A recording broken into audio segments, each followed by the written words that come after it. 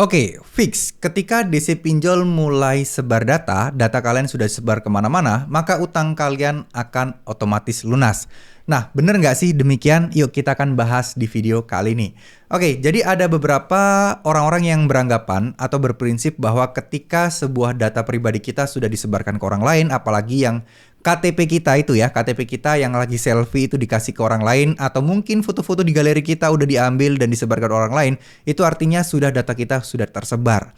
Nah, beberapa orang sebagian menganggap ya ini otomatis lunas karena kita merasa mendapatkan kerugian. Mungkin benar juga, yaitu kerugian secara imaterial ya, yang mana harus ada ganti rugi, bisa dilaporkan ke polisi dan lain sebagainya.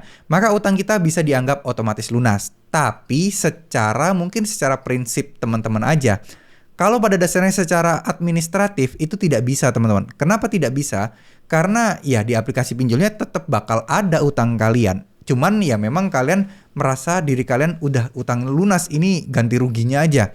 Masalahnya adalah kalau teman-teman diam-diam aja dan nggak memproses ke pinjolnya dan nggak menuntut ke pinjolnya, nah pinjol juga nggak pernah tahu. Jangan-jangan ini adalah ulah oknum DC-nya. Pinjol nggak pernah tahu kalau data kalian disebar dan lain sebagainya. Nah, langkah yang paling tepat menurut saya adalah mengusutnya, menjadikan ini menjadi sebuah masalah atau kasusin lah, gampangnya kasusin lah. Jadi kalian laporkan pinjolnya dengan tuduhan untuk pencemaran nama baik, dengan tuduhan untuk penyebaran data pribadi, kan sudah ada tuh pasalnya dan ada undang-undangnya yang disahkan di akhir 2022 kemarin. Nah, kalian gunakan pasal itu. Tapi kembali lagi, sebagian orang juga berpikir, percuma bang, lapor ke polisi sama polisi dicuekin. Lapor ke polisi sama polisi disuruh abaikan aja.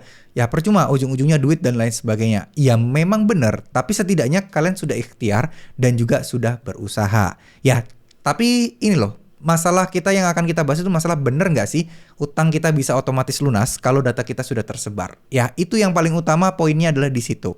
Sekali lagi saya bilang, secara administratif itu tidak bisa. Karena data kalian pasti akan tercantum, ke slik OJK pasti akan masuk.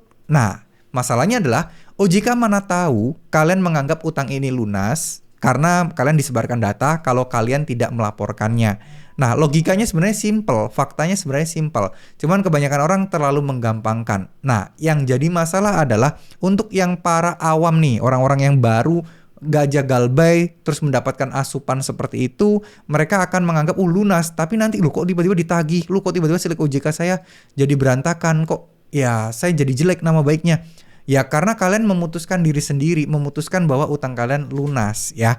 Nah ini saya menjelaskan fakta yang sebenarnya ya teman-teman. Bukan masalah saya membela si pinjol, bukan saya membela DC, bukannya saya tidak mendukung kalian, enggak.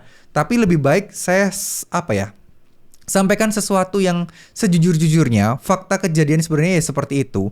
Ya mungkin terdengar nggak enak dan menyakitkan, tapi ini adalah fakta sebenarnya yang kalian harus persiapkan di kemudian hari. Dibandingkan kalian mendapatkan informasi yang bagus-bagus, yang menyejukkan hati, terus kemudian yang memberikan ketenangan, yang intinya adalah kalian diberikan kesan ya tenang aja, aman kok, pasti lunas kok dan sebagainya. Tapi ujung-ujungnya ya yang melewati semua itu adalah kalian sendiri. Nah, saya harus kasih ya fakta meskipun pahit, tapi setidaknya kalian bisa prepare ke depannya harus bagaimana. Ya, ingat utang pinjol itu nggak harus kalian bayar saat itu juga. Ya mungkin kalian akan ditekan, kena denda, dan slik OJK akan bermasalah. Tapi tidak ada kewajiban bahwa kalian harus membayar saat itu juga. Ya, namanya orang tidak punya duit, apa yang mau dipakai buat bayar? Ya tinggal kalian fokus aja, kalau ada rezeki lebih nanti buat bayar. Tapi dikumpulkan aja dulu. Teman-teman bisa berjuang untuk memperjuangkan, membersihkan atau menghapuskan denda dan juga bunganya, biar cuman bayar utang pokoknya aja.